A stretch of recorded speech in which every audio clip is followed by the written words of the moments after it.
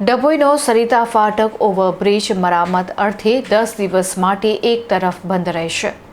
માર્ગ અને મકાન વિભાગ દ્વારા કરાયેલી સત્તાવાર જાહેરાત મુજબ બ્રિજની સુરક્ષા અને જાળવણી માટે નવીન એક્સપાન્શન જોઇન્ટ ફીટ કરવા સહિતની ટેકનિકલ મરામત હાથ ધરવામાં આવશે. આ કામગીરી દરમિયાન વાહનોની અવરજવર જોખમી બની શકે તેમ હોવાથી તંત્ર દ્વારા નિર્ણય લેવામાં આવ્યો છે. ટ્રાફિકની સમસ્યા ન સર્જાય તે માટે નાયબ કાર્યપાલક ઇજનેર દ્વારા પ્રાંત અધિકારી અને ડભોઈ પોલીસ સ્ટેશનને લેખિત જાણ કરવામાં આવી છે. બ્રિજ બંધ રહેવાથી ડભોઈ ટાઉન તરફ જતા એપ્રોચ રોડ પર કોઈ વાહન ચાલક વિરુદ્ધ દિશામાં આવીને અકસ્માત કે ટ્રાફિક જામ ન સર્જે તે માટે યોગ્ય પોલીસ બંદોબસ્ત ગોઠવવા અપીલ કરાઈ છે.